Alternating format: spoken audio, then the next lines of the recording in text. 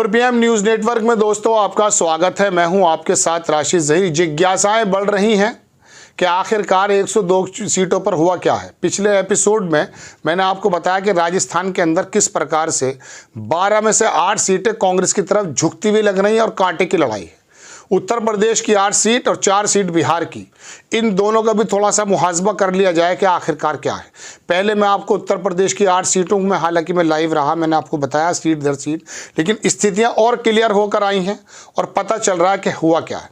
मैं पहले भारतीय जनता पार्टी के पक्ष की बात बता देता हूँ। 2 नगीना सीट, जिसके अंदर यह कहा जा रहा है कि चंद्रशेखर आज़ाद बहुत ज़बरदस्त इलेक्शन लड़े, केतली चल रही है। वहाँ से एक खबर हमारे पास ये आई है दोस्तों कि वहाँ एक एरिया है किरतपुर, वहाँ के चेयरमैन है, वो बेसिकली मुस्लिम है और उन्होंने वहाँ पर साइकिल को बहुत ज़्यादा वोट कराया है, जिसकी वजह से 46% मुस्लिम है नगीना के अंदर। उसमें कुछ डेंट पड़ता हुआ नजर आ रहा है। मुस्लिमों का वोट 2 जगह बटा है, जिसका सीधा फायदा जो है भारतीय जनता पार्टी को है।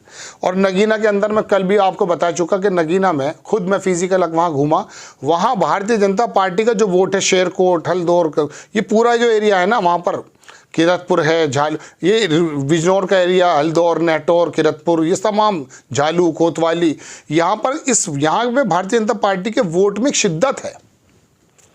उनका कहना यह है कि बदमाशी ख़त्म हुई है। हालांकि किस प्रकार की बदमाशी थी, किस प्रकार की नहीं, हम नहीं कह सकते, लेकिन वहाँ लोग जो है भारतीय जनता पार्टी का वोट पूरी तरह से कहीं से टस से मस नहीं हुआ है और वो पड़ रहा है। चंद्रशेखर ने वहाँ पर ज़बरदस्त सिलेक्शन लड़ा, इसमें कोई दो राय नहीं। और वो कई लोग ये भी कहते हैं कि वो जीतने जा रहे हैं, लेकिन इंटरनल रिपोर्ट जो है, जो मैंने आपको बताया कि मुस्लिम वोट वहाँ बटा है, लेकिन दलितों का वोट भी वहाँ चंद्रशेखर को पड़ा है। और तीसरा जो वहाँ पर था, बहुजन समाज पार्टी का जो कैंडिडेट थे, उनके बारे में कोई ज़्यादा लंबा चौड़ा बताया नहीं जा रहा कि, लेकिन फिर भी बहुजन समाज पार्टी का वोट तो जो है बहुजन समाज पर कभी कभी आता ज़्यादा ही है। और अगर दलितों का वोट पूरी तरह से नहीं पड़ा चंद्रशेखर को, चूँकि मुसलमानों का वोट कुछ % बटा है, तो उस सूरत में केतली यानी कि चंद्रशेखर थोड़े खतरे में है। और वहाँ एज नज़र आ रहा है भारतीय जनता पार्टी के कैंडिडेट को, ओम कुमार को। आ जाइए बिजनौर की स्थिति बिल्कुल अजब अलग हो गई है। वहाँ समाजवादी पार्टी से ज़्यादा वोट ऐसा महसूस दे रहा है कि जाट समुदाय से खड़े होने वाले विजेंद्र चौधरी जो बसपा के टिकट से हैं, उनको ज़्यादा पड़ रहा है। कल महसूस हो रहा था कि समाजवादी 6.5-7 लाख वोट है मुस्लिम का वहाँ, और काफ़ी ज़्यादा अच्छी सीट मानी जाती है मुस्लिम कैंडिडेट के लिए, नहीं बहुजन समाज पार्टी के कैंडिडेट के लिए।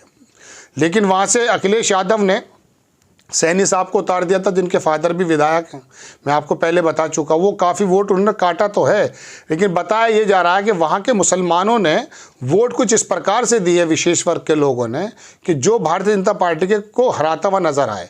उनको नज़र आया कि यहाँ पर चूँकि 3-3.5 लाख वोट दलितों के भी है और बहुजन समाज पार्टी का वोट विजेंद्र चौधरी पर जा रहा है, तो कुछ वोट बताया जाता मुस्लिमों का विजेंद्र चौधरी की तरफ झुका है। तो वहाँ दूसरे नंबर पे एक खबर के मुताबिक बहुजन समाज पार्टी का कैंडिडेट आ रहा है। चूँकि वो जाट समाज से हैं, तो कुछ वोट शायद वो जाट समाज होने की वजह से ले गए होंगे।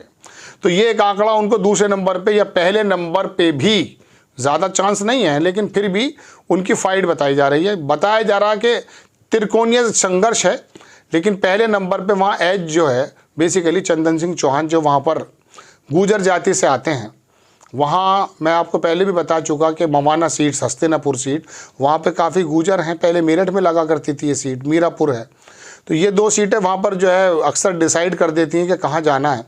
तो वहाँ लोकदल के प्रत्याशी खुद हैं और जयंत चौधरी ने भी वहाँ जमावड़ा रख रखा था गुर्जर जाति से। और फिर भारतीय जनता पार्टी का कोर वोट, बनिया वोट, पंडित वोट, ठाकुर वोट, ठाकुर यहाँ ज़्यादा कटता हुआ नज़र नहीं आया है, ऐसा सुनने में आया। तो यहाँ एज भारतीय जनता पार्टी के कैंडिडेट को है। अब इससे ज़्यादा मैं भारतीय जनता पार्टी को नहीं दे सकता। आगे आ जाइए मुजफ्फरनगर चर्चित इतना रहा है कि आप सुनकर आपके कान पक गए। चंद लफ्ज़ों में बता देता हूँ। दारा सिंह प्रजापति, वो आते हैं प्रजापति समाज से, काफ़ी बड़े नेता रहे। प्रजापति समाज की परेशानियों को लेकर कई बार आंदोलन चलाए। वहाँ बीएसपी का वोट जो है उनको भी मिला है और प्रजापति समाज का वोट भी उनको मिला है। तो अंदाज़ा कर लीजिए कि बहुजन समाज पार्टी के कैंडिडेट को अगर प्रजापति होने की वजह से प्रजापति का वोट मिल गया, तो ये वोट किसका कटा? भारतीय जनता पार्टी, यानी कि संजीव बालियान को डेंट पहुंचा है।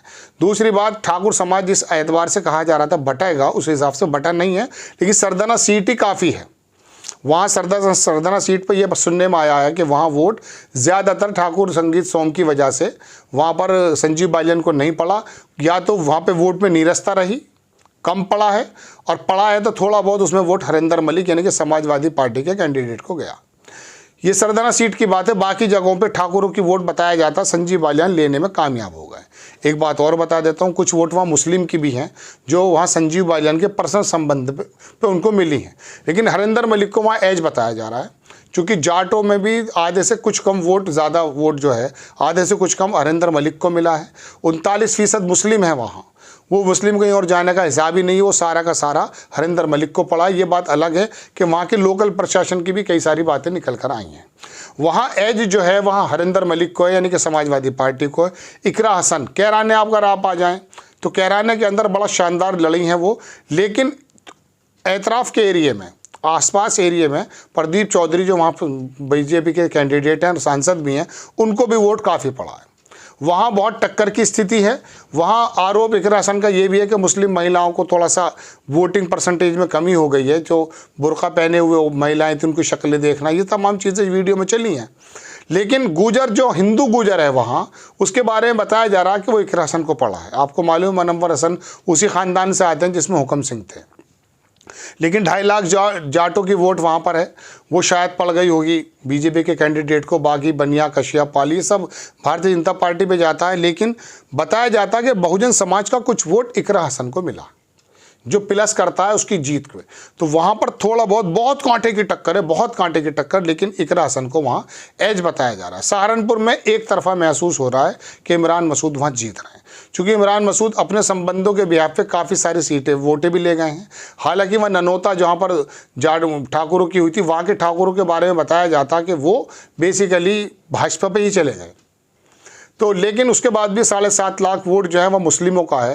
हालांकि वो जो लिस्ट बताते हैं गूगल पे बताओगे तो 6 लाख होता है, लेकिन इमरान मसूद दावा करते हैं कि 7.5 लाख 7,56,000 वोट मुस्लिमों का है। तो वो एक तरफा पड़ गया, और वहाँ की वोटिंग परसेंटेज भी उत्तर प्रदेश में सबसे अच्छी बताई जाती है। अब आप यहाँ से ख़त्म करने के बाद अगर आप चलें मिसाल के तौर पे अमरोहा, तो अमरोहा के अंदर दोस्तों मैं आपको बताऊँ 9.25 लाख मुस्लिम बताया जाता है, लेकिन 9.5 लाख मुस्लिम है वहाँ। वहाँ एक तरफा वोट है, एसटी हसन का कोई भी वहाँ पर फैक्टर नहीं चला, ना नाराज़गी की बात। वहाँ वोट पड़ा है समाजवादी पार्टी के कैंडिडेट रुचि वीरा को। रुचि वीरा को हालांकि उन्होंने वैश्य लगाना शुरू कर दिया था, लेकिन वनिया वोट कुछ नहीं पड़ा।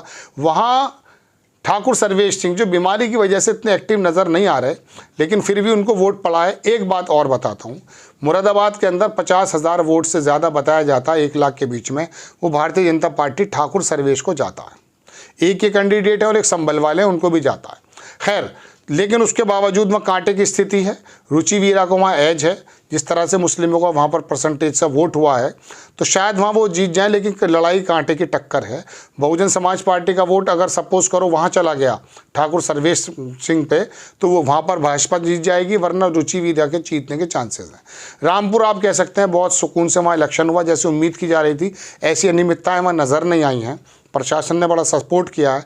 वहाँ पर इमाम साहब जो भेजे गए हैं वो, उनको वहाँ एज है।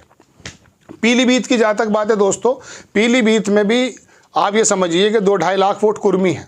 गंगवार साहब को लड़ा दिया था वहाँ कांग्रेस वो समाजवादी पार्टी ने, और वहाँ 50,000 से 1 लाख वोट जो बाकायदा कोर वोट था मेनका गांधी के बेटे का जो वरुण गांधी, उनका उसमें कुछ नीरसता नज़र आई है। वहाँ पर भारतीय जनता पार्टी की सीट थोड़ी मुश्किल है, लेकिन फिर भी वहाँ कांटे की टक्कर है। तमाम का तमाम मुस्लिम वहाँ पहुँच गया है समाजवादी पार्टी के कैंडिडेट पर। कुर्मी वोट कितना काट पाए गंगवार ये वक्त बताएगा, लेकिन अगर कुर्मी वोट इतना काट दिया गया तो वो भी समाजवादी जीत जाएगी। यानी कि 8 में से 6 सीटों पर, 5 पे कन्फर्म और 6 पे ये एज लेती हुई नज़र आ रही है समाजवादी पार्टी और गठबंधन कांग्रेस, और 2 सीटों पर एज नज़र आ रहा है भारतीय जनता पार्टी का। बाकी 4 को पता चल पाएगा। बिहार में भी आ जाइए, 4 सीटों पर हुआ है। जमुई, जहाँ से रामविलास पासवान के जो बेटे हैं चिराग पासवान, वो वहीं से सांसद थे, अब की बार उन्होंने अपने बहनोई को शायद वहाँ उतारा, वो एज है। लेकिन गया और नवादा, ये 2 जगह, गया में जीताराम मांझी लड़ रहे हैं, वहाँ पर आरजे, ये 4 सीटें पहले बेसिकली गठबंधन की थी, लेकिन नीतीश कुमार से नाराज़गी इतनी ज़्यादा है, वहाँ जो मुस्लिम वोट नीतीश कुमार को पड़ता था, आरजेडी के 2 सीटों पे मजबूत कैंडिडेट लड़े हैं। वह उम्मीद ये की जा रही है कि 2 सीटें वहाँ आरजेडी के पक्ष में आ सकती हैं।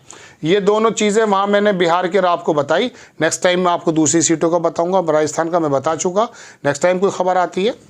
जय हिंद।